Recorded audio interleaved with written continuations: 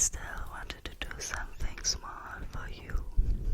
So I was searching through the internet for a ghost story that I can read for you.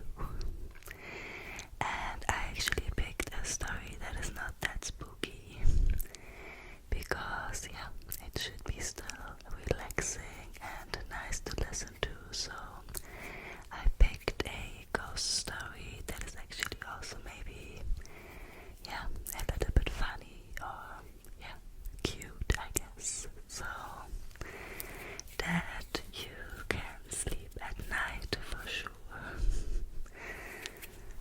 Okay.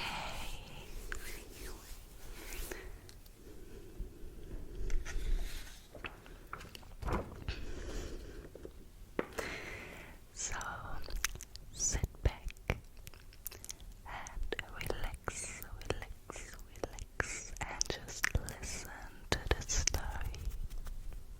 The story is called Haunted,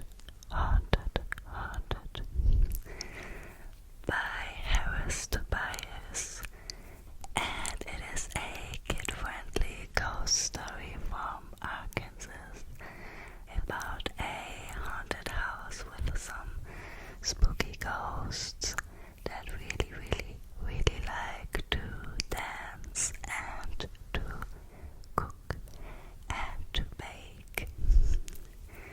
So let's get into the story. In the town of Blakesley, Arkansas, there was a house that everyone knew was haunted. It was an old neglected house on a side street in the oldest part of town.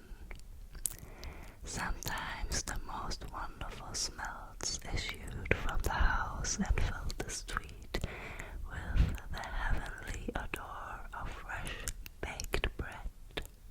Whenever that happened, people would say that the old house must have been a bakery, or at the very least the former home of a fabulous baker. Sometimes their neighbors would hear the sound of music and laughter coming from the empty house, as if there was a wonderful party full of swing. Whenever that happened, the neighbors would look at each other and say, "It sounds like a nice party. I wish I was invited." Whatever ghosts haunted the old house, they were benign and friendly ghosts. But even the friendliest spirits are scary, and no one ever actually went inside the house, with the possible exception of a young boy being dared by his playmates. No one ever even stepped foot on the front porch. One day, a man moved into town from a distant city. He saw the empty house and asked the neighbors who owned it. He was told the owner was unknown and that the property could be bought for back taxes. No one told the stranger about the house's curious story. The man went to City Hall and purchased the property. Soon after moving in, however, strange things began to happen. Odd noises in the night, weird lights drifting from room to room, the smell of baking from a cold kitchen, and worst of all, the sound of a party when the new owners were trying to sleep.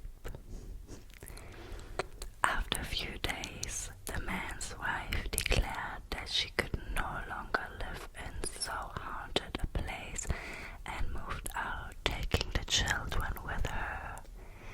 Before long, the man gave up as well. He was forced to find another place to live, but he was angry at the neighbors for not warning him about the house's reputation. He was angry at the town board for not telling him that the house was occupied by ghosts.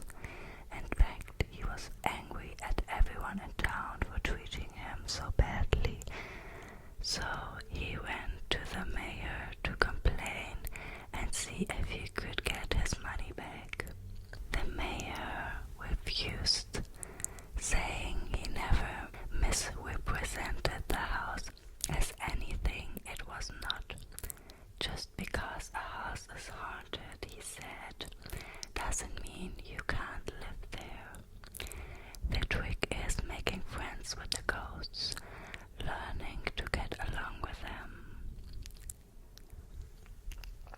So the man went to the pastor of the local church and told him his problem.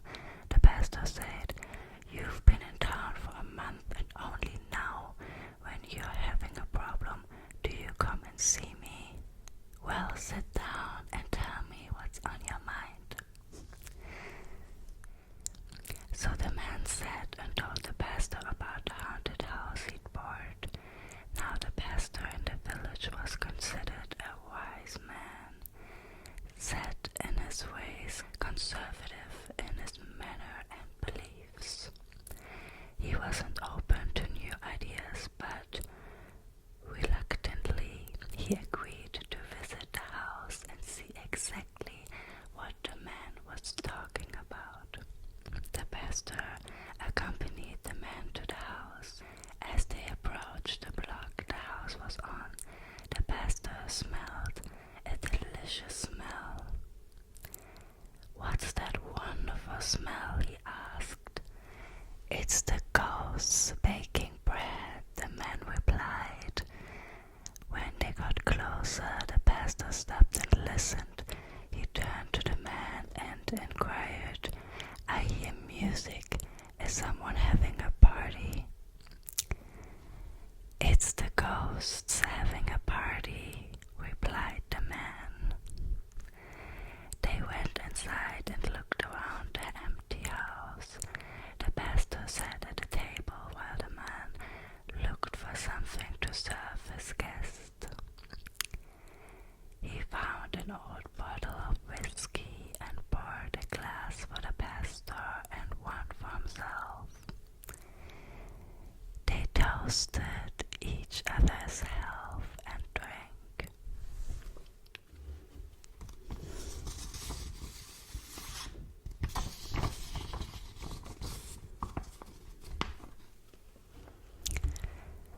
"So you moved from Little Rock to Blakesley," said the pastor.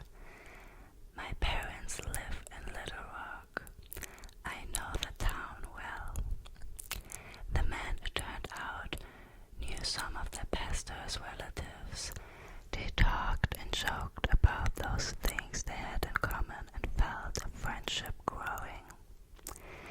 They were having such a pleasant time that before they knew it, 3 hours had passed.